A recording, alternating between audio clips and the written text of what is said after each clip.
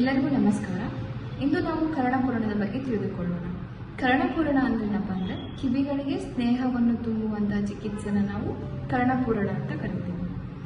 ಆಯುರ್ವೇದದಲ್ಲಿ ಆಚಾರ್ಯರು ಹೇಳ್ತಾರೆ, ಹನುಮನ್ಯ ಶಿರಕರ್ಣ ಶೂಲಗ್ನಂ ಕರ್ಣಪೂರಣಂ ಅಂತ.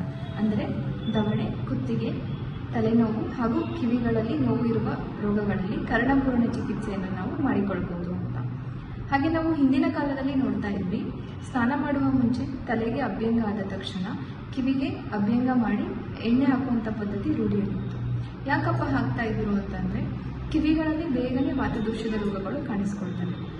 ಹಾಗಾಗಿ ನಾವು ದಿನನಿತ್ಯ ಕರ್ಣಪೂರಣ ಚಿಕಿತ್ಸೆ ಮಾಡಿಸಿಕೊಳ್ಳೋದರಿಂದ ವಾತದೋಷದ ರೋಗಗಳಾದ ಕಿವಿ ನೋವು, ಕಿವಿಗಳಲ್ಲಿ ಸೌಂಡ್ ಬರೋದು, ಅಥವಾ ಕಿವಿಗಳ ನರ ದೌರ್ಬಲ್ಯದಿಂದ ಕಿವಿ ಕೇಳಿಸ್ತಾ ಇರ್ಬೋದು, ಅಥವಾ ನಿದ್ದೆ ಬರೋದೆ, ಅಥವಾ ಟೆನ್ಷನಿಂದ ಹೆಡ್ಡೇಕ್ ಬರೋದು, ಅಥವಾ ಕಿವಿಗಳಲ್ಲಿ ದುರ್ವಾಸನೆ ಬರುವುದು, ಈ ಎಲ್ಲ ರೋಗಗಳಲ್ಲಿ ಕರ್ಣಪೂರಣವನ್ನು ನಾವು ಮಾಡಿಕೊಳ್ಬೋದು.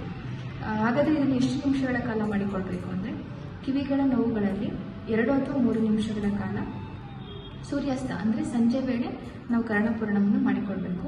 ಇನ್ನು ಕಂಠಗತ ರೋಗಗಳಲ್ಲಿ 5 ಅಥವಾ 10 ನಿಮಿಷಗಳ ಕಾಲ ಮಾಡಿಕೊಳ್ಬೇಕು. ಹಾಗೂ ತಲೆನೋವು ಅಥವಾ ಶಿರೋರೋಗಗಳಲ್ಲಿ 10 ಅಥವಾ 15 ನಿಮಿಷಗಳ ಕಾಲ ಕರ್ಣಪೂರಣ ಚಿಕಿತ್ಸೆಯನ್ನು ನಾವು ಮಾಡಿಕೊಳ್ಬೇಕು.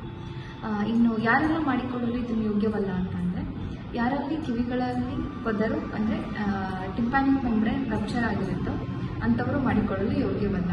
ಮತ್ತು ಕಿವಿಗಳಲ್ಲಿ ಗಾಯ ಆಗಿ ರಕ್ತಸ್ರಾವ ಆಗುವಂಥವರು ಅಥವಾ ಸ್ನಾನ ಮಾಡಿ ಬಂದ ತಕ್ಷಣ ಕರ್ಣಪೂರಣ ಚಿಕಿತ್ಸೆಯನ್ನು ನಾವು ಮಾಡಿಕೊಳ್ಬಾರ್ದು. ಧನ್ಯವಾದ.